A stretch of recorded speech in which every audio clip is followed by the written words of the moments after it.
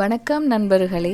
இன்னைக்கு நாம ஒரு அழகான நீதி கதையை பற்றி பார்க்க போகிறோம். இந்த கதையோட தலைப்பு குரங்கும் ஒற்றுமையற்ற பூனைகளும். ஒரு நாள் 2 பூனைகள் ஒன்றா சேர்ந்து ஒரு வீட்டில் இருந்து ஒரு அப்பத்தை எடுத்தாங்க. அப்பத்தை 2ஆக பிரிக்கிறப்போ ஒரு பூனை அப்பம் சரிசமமாக பிரிக்கணும்னு சொல்லி இன்னொரு பூனையோட சண்டை போட ஆரம்பிச்சிச்சு. 2 பேரும் சண்டை போட்டு கடைசியில் யார்ட்டையாவது போய் இந்த அப்பத்தை பிரித்து தர சொல்லுவோம்னு முடிவெடுத்தாங்க.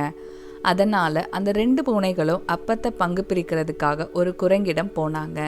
குரங்கு ரொம்ப சந்தோஷமா, ஓஹோ அப்பமா, இருங்க நான் சரியாக பிரித்து தரேன்னு சொல்லிட்டு அப்பத்தை 2ஆக வெட்டி ஒரு தராசில் வச்சு நிறுத்தி பார்த்துச்சு. தராசில் ஒரு தட்டு கீழே இறங்குச்சு. உடனே குரங்கு அந்த தட்டில் இருந்த அப்பத்துண்டை எடுத்து ஒரு கடி கடிச்சிட்டு இப்போ இன்னொரு தட்டு கீழே இறங்குச்சு. இந்த தட்டில் இருந்த அப்பத்தையும் குரங்கு எடுத்து ஒரு கடி கடிச்சிச்சு. இப்படியே தட்டுகள் மாறி மாறி கீழே இறங்க குரங்கும் மாறி மாறி அப்பத்துண்டுகளை கடிச்சு சாப்பிட்டுக்கிட்டே இருந்துச்சு. அப்பம் குறைஞ்சிக்கிட்டே வரதை பார்த்த பூனைகள், அடடா நாம தப்பு பண்ணிட்டோமேன்னு புரிஞ்சுக்கிட்டு, வேண்டாம் குரங்கே, எங்களுக்கு பங்கு பிரிக்க வேண்டாம், நாங்களே பார்த்துக்கிறோம், மீதி அப்பத்தை எங்ககிட்ட கொடுத்துடுன்னு கெஞ்சினாங்க.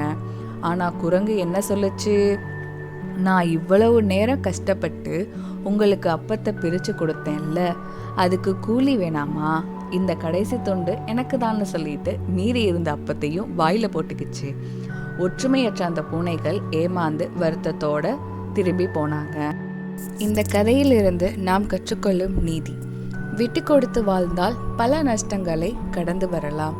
இந்த கதை நமக்கு என்ன சொல்லுதுன்னா, 2 பேரும் சின்ன விஷயத்துக்காக சண்டை போட்டு ஒருத்தருக்கு ஒருத்தர் விட்டு கொடுக்காததால அவங்களுக்கு கிடைச்ச அப்பம் மொத்தமும் குரங்குக்கு போச்சு. ஒருவேளை அவங்க 2 பேரும் ஆரம்பத்திலேயே விட்டு கொடுத்து சண்டை போடாம இருந்திருந்தா அந்த அப்பம் அவங்களுக்கு கிடைச்சிருக்கும். வாழ்க்கையிலையும் அப்படிதான் நண்பர்களே. சின்ன சின்ன விஷயங்களுக்காக சண்டை போடாம விட்டு கொடுத்து போனோம்னா பெரிய பெரிய இழப்புகளை கடந்து வரலாம். ஒற்றுமையா இருந்தா எந்த காரியத்தையும் சாதிக்கலாம். இந்த கதை உங்களுக்கு பிடிச்சிருக்கும்னு நினைக்கிறேன். நன்றி.